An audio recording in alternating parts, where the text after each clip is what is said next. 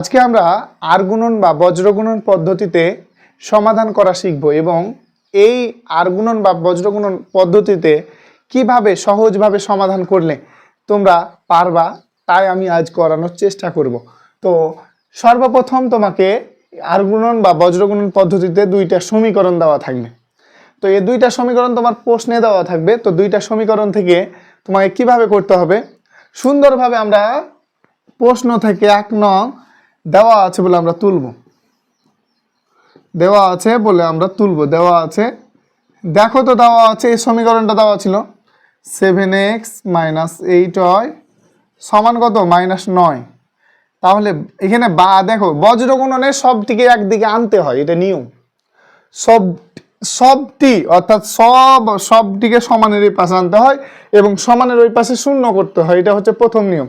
তাহলে এই সমীকরণটাকে মাইনে নিই, 7x - 8y + 9 সমান 0। পারবো? বাস, আমরা সবটিকে এদিকে এনে নিয়েছি, এ পাশে আমরা শূন্য করব যে করে হোক। যদি এটা প্রশ্নে করা থাকে তাহলে আমাদের আরো ভালো, আর প্রশ্নে না থাকলে আমরা এটা করানোর চেষ্টা করব। এবার এটা হয়ে গেছে।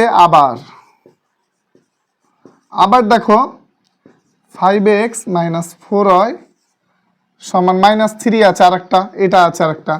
তো এটাকেও আমি 0 করব। 4y + 3 -3 এর পাশে থাকলে +3 সমান 0। দেখো দুইটা সমীকরণ করেছি। তো দুইটা সমীকরণ করার পরে সুন্দরভাবে দুইটা সমীকরণকে আমরা কিভাবে কি করব, দুইটা সমীকরণকে আগে আমরা শূন্য করব, আমার ডান পক্ষকে শূন্য করব যে করে হোক। তো আমরা ঠিক তাই করলাম, শূন্য করলাম, দুইটা সমীকরণকে ঠিক ডান পাশে শূন্য করলাম। তো শূন্য করার পরে আমি সুন্দরভাবে আমার সুবিধার জন্য আমি পাশাপাশি দুইটাকে লিখব। দেখো পাশাপাশি মানে 7x - 8y + 9 সমান কত 0। আরেকটা লিখব 5x -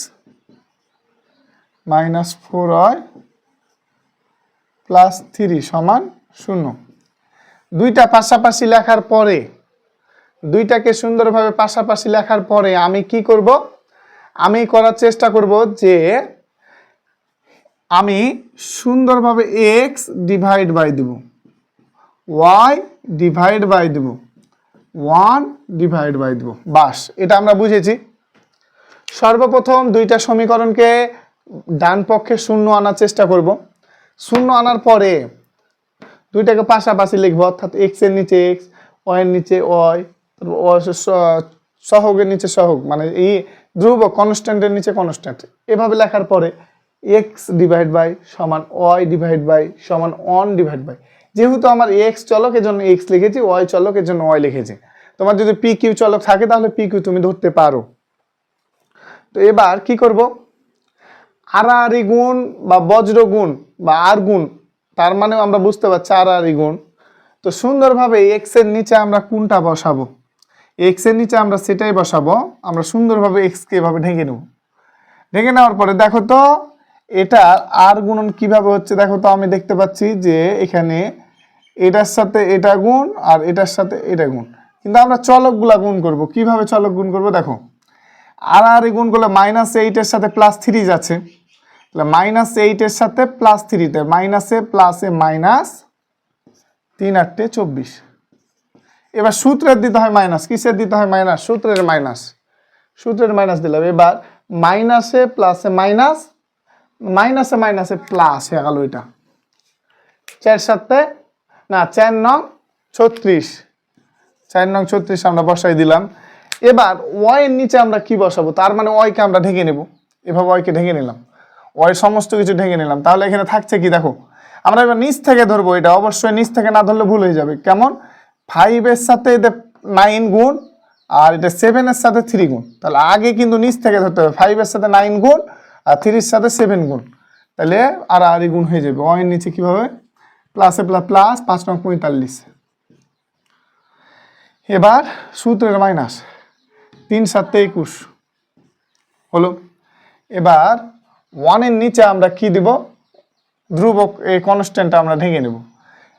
প্লাস এর 7 এর সাথে -4 আর 5 এর সাথে -8, আড়াআড়ি গুণ, অর্থাৎ প্লাসে মাইনাসে মাইনাস 4 × 7 = 28। সূত্রের মাইনাস, প্লাসে মাইনাসে মাইনাস আর মাইনাসে প্লাস 5 × 8 = 40। তাহলে এখানে আমার বা দিব, বা দেওয়ার পরে এক্স ডিভাইড বাই সমাধান করব।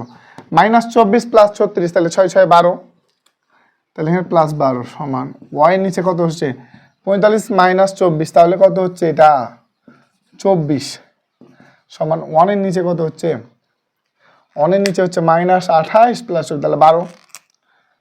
এবার সুন্দরভাবে আমার হয়ে গেছে, সুন্দরভাবে শর্ট হয়ে গেছে, ছোট হয়ে গেছে। এবার নিয়মটা হচ্ছে যে এটার সাথে এটা দিব সমান, আবার এটার সাথে এটা দিব সমান, দিয়ে এক্স এর মান বের করব। তাহলে প্রথমটা করি এক্স ডিভাইড বাই 12 সমান হচ্ছে 1/12, তাহলে 12 আর গুণ করলে 12x সমান 12, বা x সমান 12/12 মানে কত সমান 1, পারবো অবশ্যই।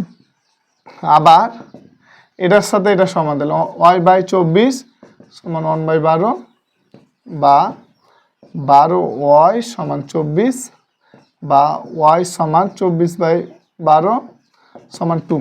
তাহলে x এর মান কত পেলাম, x, y সমান 1,2, তাহলে 1,2 হচ্ছে আমার অ্যান্সার। তো এভাবেই কিন্তু আমাকে করানোর চেষ্টা করতে হবে। বজ্র গুণন পদ্ধতিটা এভাবেই আমার করতে হবে প্রত্যেকটা অঙ্কের। নিয়ম একই, অঙ্ক কিন্তু তোমাকে চেঞ্জ করে দিবে, বাট হচ্ছে ফর্মুলাটা একই, এভাবেই তোমাকে করতে হবে।